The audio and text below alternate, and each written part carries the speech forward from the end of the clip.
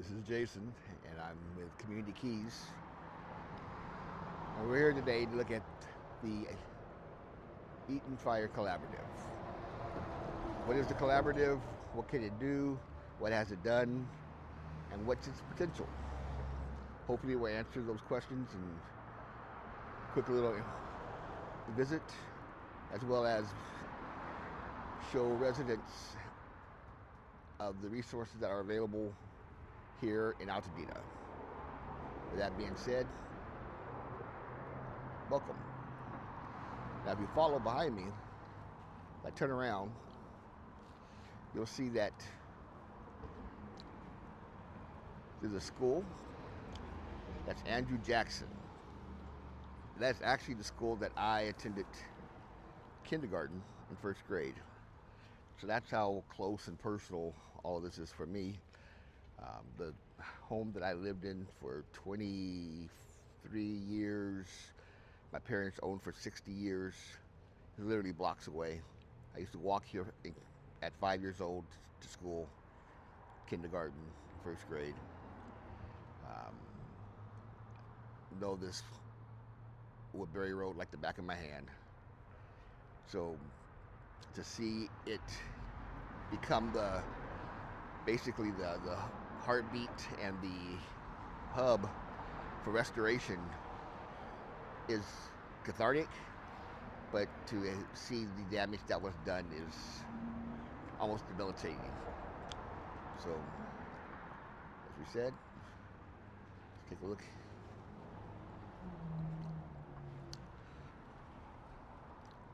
All right. At first glance, it looks like things are back to normal. But it's only on the surface. It's been 1 year since the Eaton fire. This used to be property that was owned or operated by JPL, I believe, or Parsons, one of the two, on Woodbury Road. That way is Lincoln. But now it's the Eaton Fire Collaborative.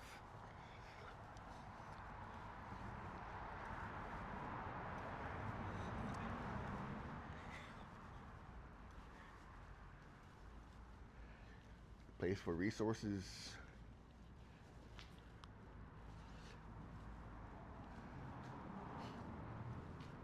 As you can see, it's a one-stop permit center. Shows you for scheduled appointments, information, convention center. This really is a historic and phenomenal lift by many agencies to try and restore and repair.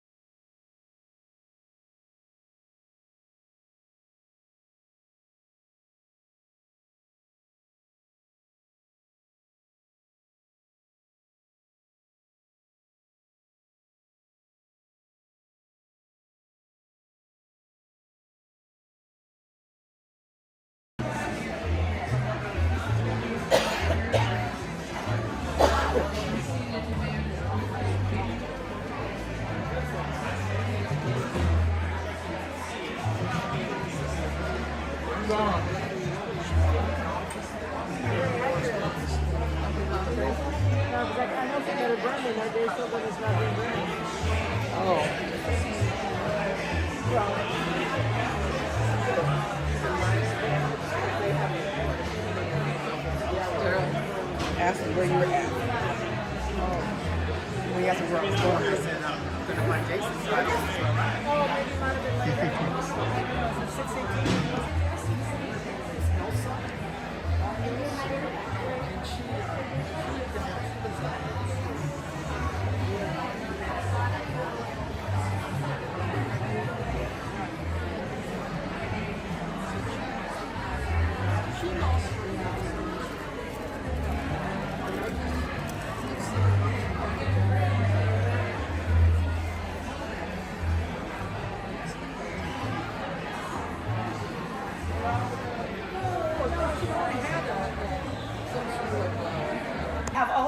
going on, that's enough. And this year, we're like this, here's some more. And like all these external partners that are new, all these miracles really from nowhere that showed up to show us how loved we are, how connected we are, how people care. Even though every day the news might tell us something different, we love each other and we show up for each other. So thank you to our financial partners who have stepped up financially to say, here, we believe in you. Our nonprofit partners that have given up weekends with their families to be there, handing out boxes. I'm looking at you, Brandon, like I don't think he's got a day off. Like just every single way, in every single way we've shown up. So I love you guys and I mean it when I say that because you are my neighbors. We're in this together and I could not be prouder. With that, Brandon, come on up. What's going on, family? How you guys doing today? I want to call up Michelle. Yes. Yes. Ashley, get on over here. Actually, come on, the whole day one team. Get on over here. Bree, come on, y'all. Janae, get over here. Miss Bev is somewhere. Thank you. Miss Bev is somewhere. Miss Bev, come on. Miss Bev don't like pictures, y'all, but come on, Miss Bev. So this is the team who have been making sure that the store is actually ready for our families, that the warehouse is together. So as Christy alluded to, back in January, as you all know, there were at least at one Saturday, we counted about 31 distributions happening in our community at one time. People was leaving clothes in our parks, they were leaving trash in our parks, and so many other things to where this was just a dream for us in this moment. And so to actually have a full-on store, and when we say store, y'all, this is the only free store that you're probably gonna see in the entire world. So our impacted families, and let me repeat, impacted families, which means your home is either burned down or you can no longer live in your home at this current moment. That is for this. We want to be more targeted because our families are tired of waiting in line.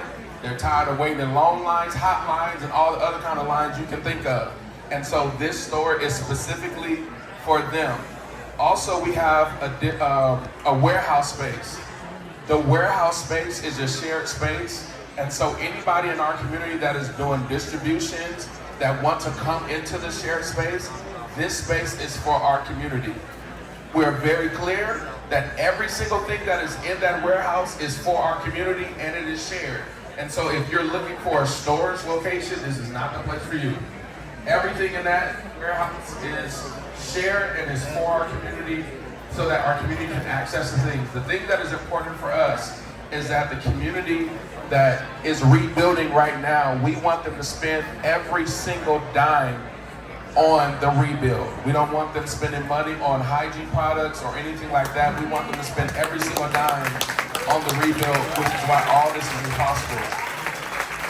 Let me also say, and I see Lisa from Boys and Girls Club as well, and so many of other of our partners, everybody has worked for free to get this done. Nobody has gotten paid to get this done and to get this work completed. And so to all of our volunteers, to everybody who spent countless, y'all, they was here last night putting this stuff together. And so can you help me give them one more round of applause for saying thank you, thank you, thank you. So you guys, this is a space that is open. We want to make sure that just as packed as it is today, that is the reason why we're here. That's why this space of 35,000 square feet is here so that our community can get every piece of resource that they can think of, from case management services, to mental health service, to the wellness, to delivery services, everything you can think of, we want that to be in this one space so that we...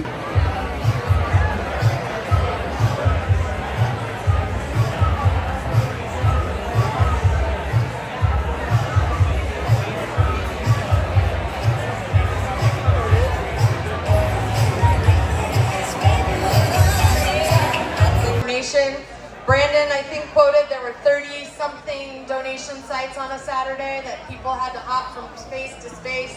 And we really wanted a space that brought everybody together under one roof. And this is the true meaning of community and collaboration. All of these organizations, part of the Eaton Fire Collaborative, over 200 organizations working together to bring all of you survivors home to Altadena and Pasadena and Sierra Madre. We really hope you find this as your one-stop resource hub. You need to get into case management if you're a survivor. Please do that. See our orgs here tonight. And really, this has been a labor of love. This is our baby that we had this vision of, and everybody in the collaborative and the EFC that has been at meetings has heard me at every meeting say, we're looking for a space.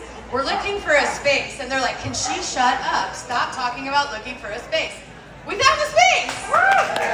Yay! And we are full. All of our offices are occupied. We've got dedicated desks and hot desks for our nonprofit partners still available. But we're hoping that everybody gets to do the work here. Our meetings will be here. We'll have community events for survivors here, and we're really excited about what this hopes to show. I want to introduce a few people. Antonio Manning, where are you? Antonio Manning, our chair of our leadership council for the EFC. Bree Jensen, where are you? Bree is somewhere here. Bree.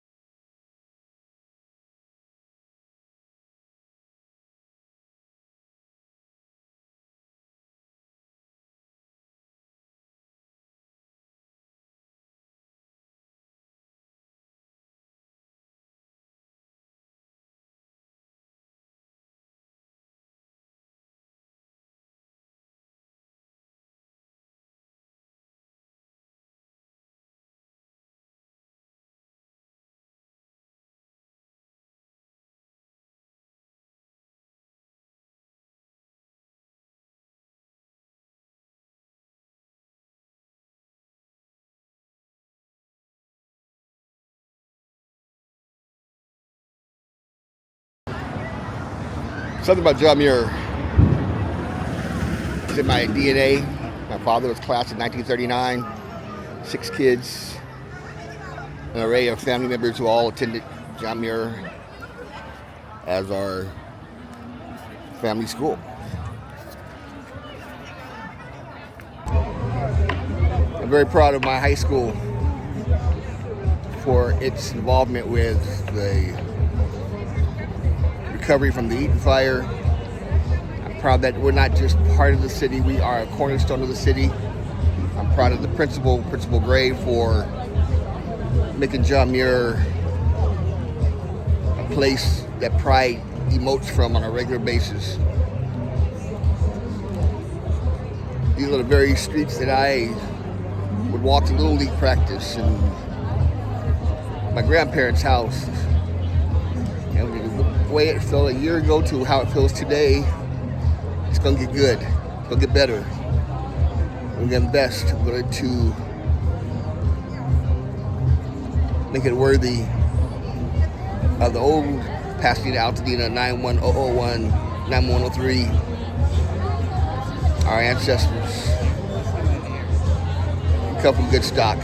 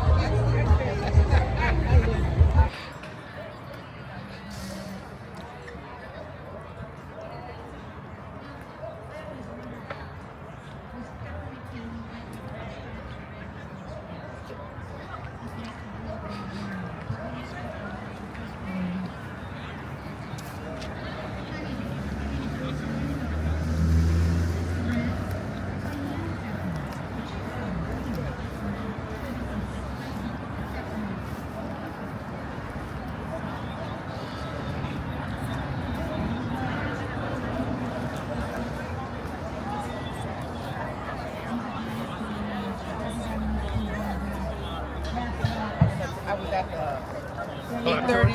Yeah, the laboratory this morning for the new press conference, and I didn't realize the brothers they're from Arkansas because I remember.